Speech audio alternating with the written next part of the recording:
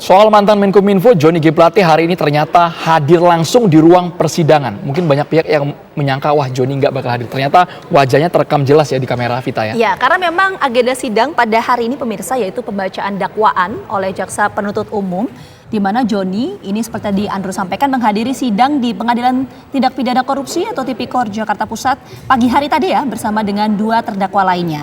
Yaitu ini ada terdakwa lainnya juga Andrew Direktur Bakti Kominfo Anang Ahmad Latif dan tenaga ahli Human Development UI Yohan Suryanto. Dalam persidangan pembacaan dakwaan dari JPU hari ini, Johnny didakwa merugikan keuangan negara, ini fantastis nilainya lebih dari 8 triliun rupiah. Pemirsa, Anda bisa bayangkan, dan menteri nonaktif dari Partai Nasdem tersebut dianggap sebagai pengguna anggaran yang telah memperkaya diri sendiri. Ini nilainya juga fantastis ya, 17,8 miliar rupiah. Uang dengan nilai fantastis itu berasal dari mana? Jadi dari sejumlah pihak swasta, pemenang tender proyek BTS 4G. JPU juga menjabarkan bahwa uang tersebut diterima Johnny melalui berbagai bentuk ya, seperti fasilitas, bermain golf, dan hotel. Kita sebenarnya menunggu tanggapan dari Johnny G. Plate. Tapi sebenarnya pemirsa, sidang perdana kasus dugaan korupsi proyek penyediaan menara BTS 4G dan infrastruktur pendukung Bakti Kominfo ini sudah berlangsung pada tahun 2020-2022 proyeknya harusnya ya. Iya, dan ini digelar di Pengadilan Tipikor Jakarta Pusat pada hari ini, dan mantan Menteri Komunikasi dan Informatika Johnny G. Plate sebagai salah satu tersangka yang didakwa telah merugikan keuangan negara sebesar 8 triliun lebih dan memperkaya diri sendiri, ini mencapai miliaran rupiah.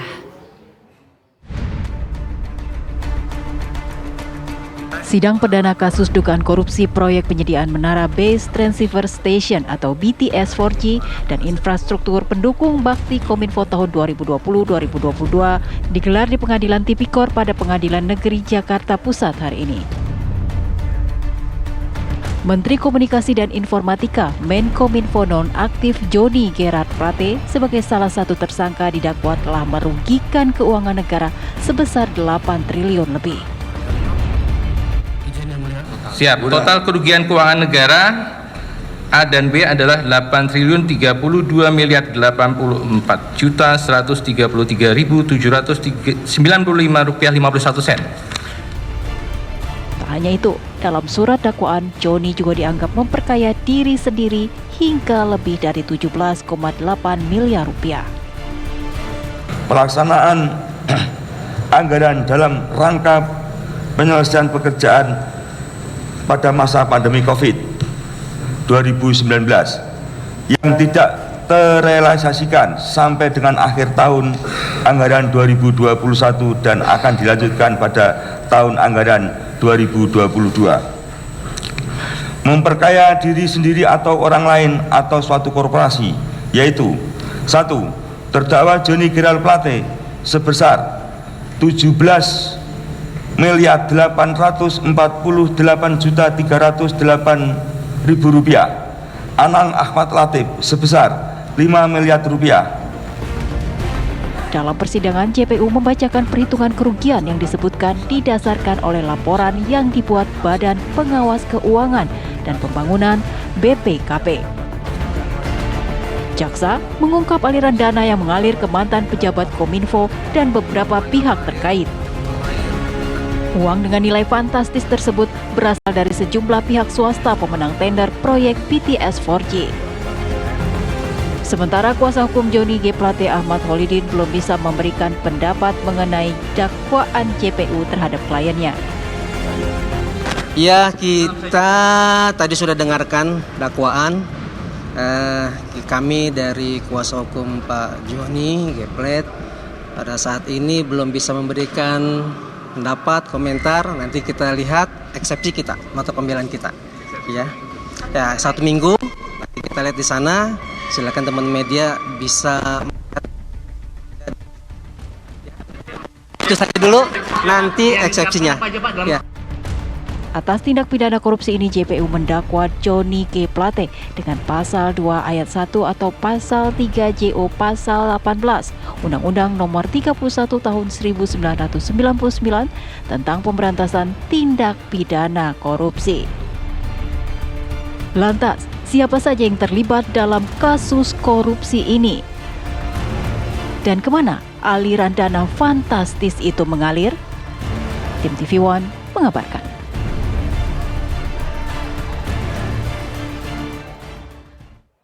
Ya, ini kan menarik ya Andro dan juga pemirsa, kalau kita lihat kerugian negara dari kasus korupsi Johnny G. Plate ini fantastis loh, 8 triliun rupiah. Kan yang jadi pertanyaan publik, apakah uang 8 triliun rupiah ini memang mengalir hanya ke Johnny G. Plate atau ke pihak-pihak lainnya? Itu kan yang jadi sorotan juga ya Andro ya? Sesuai dengan judul kami di Kabar Petang, Johnny G. Plate didakwa 8 triliun ini larinya kemana saja. Telah bergabung bersama kami ada Kapus Penkum, Kejaksaan Agung, Bapak Ketut Sumedana, dan juga ada mantan Wakil Ketua KPK, Bang Saud Situmorang, serta pakar politik dan juga hukum tata negara Bang Refli Harun. Kita langsung ke Pak Ketut.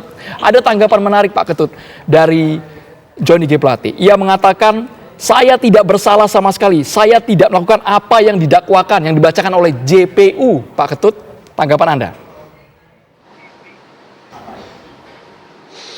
Tentu begini ya, selamat sore Mas Andromeda dan Mbak Gina. Tentu jaksa dalam membawa perkara sampai ke proses persidangan ya tentu sudah memiliki data-data yang kuat, alat bukti yang cukup untuk menentukan seorang sebagai tersangka dan sekarang statusnya sebagai terdakwa.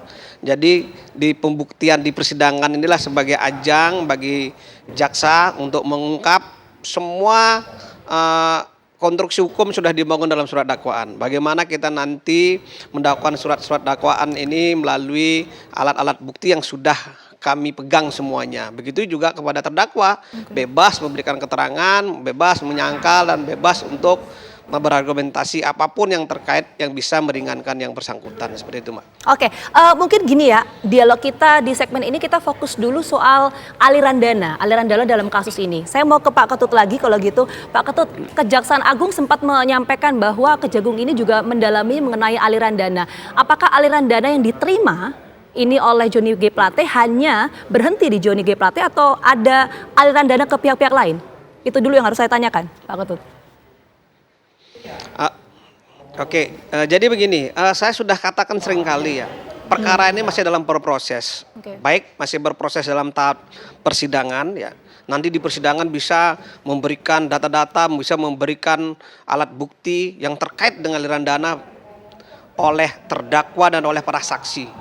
Begitu juga proses penyidikan juga sedang berlangsung yang kita tangani terkait dengan 2 tersangka, yaitu tersangka WP dan YS. Ini juga bisa mengungkapkan dalam tahap penyidikan. Jadi ini belum selesai sampai di sini. Nanti yang dalam proses persidangan untuk pembelaan juga untuk pembuktian bagi penuntut umum seperti itu. Baik, Pak Ketut, kami bukan bermaksud mendahului putusan dari majelis hakim. Tapi kalau kita uraikan lebih detail, karena Bapak tadi mengatakan ini masih proses pengembangan. Angka 8 triliun ini artinya tidak berhenti hanya di 17,8 didakwakan kepada Johnny G. Plate. Kemudian ada rincian angka lainnya lagi, Pak Ketut? Yang menyasar pihak lain mungkin? Kalau saya lihat di dakwaan ini kan dakwaan ini sudah. Kalau saya lihat di dakwaan ini kan dakwaan ini sudah secara jelas disampaikan bahwa siapa-siapa saja yang mendapatkan proyek ya dan siapa-siapa saja yang mendapatkan aliran secara pribadi. Di dalam surat dakwaan sudah jelas disampaikan tadi, apalagi sudah disinggung yang JGP mendapatkan sekitar 17 miliar dan Ahmad Latif mendapatkan 5 miliar dan sebagainya ya. Jadi kalau di breakdown saya tidak perlu saya sampaikan lagi kembali di sini, dan beberapa konsorsium yang menjadi vendor proyek juga mendapatkan beberapa proyek prestisius ini, ada yang mendapatkan sampai miliaran, triliunan di sini. Nah, ini tentu nanti akan menjadi bahan pembuktian kita. Apakah nanti yang triliunan tadi itu akan menjadi berkembang ke pihak-pihak lain, dan nanti akan kita dalami semua. Nanti saya mau dalami lagi deh ke Pak Ketut ya, tapi saya bergeser dulu ke Pak Saud mungkin. Pak Saud, catatan saya tanggal 8 Juni 2023 waktu itu Pak Saud sempat mendatangi Komisi 3 DPR RI dan juga mendesak ya DPR RI untuk mengusut kasus dugaan korupsi di Kominfo ini, karena menurut Pak Saud, ini yang saya kutip ya Pak ya, kasus BTS ini juga menyeret pihak lain. Nah, pihak lain ini indikatornya dari mana kalau Pak Saud lihat? Ya, saya pikir yang kita sampaikan ke DPR Komisi 3 waktu itu adalah kan bertitik awal dari Analisis boleh salah, tapi analisis itu belakangan ternyata benar, dibuktikan bahwa yang kita sinyalir ada nama baru, MYM itu ternyata masuk. Tadinya kan kita masih ragu MYM plus company-nya yang saya nilai sebagai ada potensi beneficial ownership dalam pikiran saya waktu itu. Jadi apa yang disampaikan oleh beberapa pihak yang terkait, dalam hal ini partai politik yang menteri yang bersangkutan, kita analisis ke atas, ke bawah, ke kiri, ke kanan, itu ternyata benar. Dan saya pikir kejaksaan dalam hal ini sudah mulai masuk ke tempat-tempat yang saya sinyalir memang harus ditindaklanjuti lebih lanjut. Dan terbukti MYM juga sudah masuk dalam nama itu yang terkait dengan beneficial ownership atau perusahaan yang terkait dengan high profile person di DPR. Jadi saya pikir apa yang dilakukan saat ini termasuk 9 yang sudah yang disebut-sebut menerima itu juga masuk dalam quote-unquote radar saya ketika itu. Karena memang konstruksi kasusnya dari sumber-sumber terbuka, saya mengobrol dengan banyak orang juga, tanya sana sini, saya gambar sendiri kaitannya, rangkaiannya, dan saya pikir kita kejaksaan dalam hal ini terus melanjutkan kasus ini. Saya pikir begitu, Mbak. Tapi Pak Saud, dari mapping yang sudah disiapkan Pak Saud waktu ke Komisi 3 DPR didorong sekali waktu itu. Apakah sama dengan uraian dakwaan hari ini? Atau rinciannya ada yang berbeda atau mungkin belum terjamah sama sekali? Ada mungkin yang belum ya di dalam hal ini.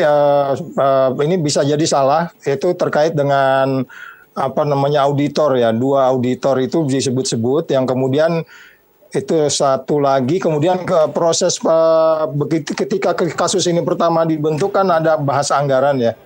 Anggaran itu yang kemudian oleh Benyamin disinyalir ada kaitan dengan Komisi 1. Ini mungkin nanti kita berharap kejaksaan bisa masuk ke sana sehingga kemudian keadilannya bisa dicapai untuk mengklirkan kasus ini yang saya sebut sebagai holistik itu, Mas Andromeda. Oke, baik. Saya mau langsung lanjut ke Bang Refli, tapi kita jeda dulu Bang Refli ya. Nanti kita akan bahas lebih lengkap mengenai konstruksi kasus, termasuk juga agenda sidang pada hari ini pembacaan dakwaan. Tapi kita jeda dulu. Kabar Petang akan kembali hadir saat lagi untuk Anda. Tetap bersama kami.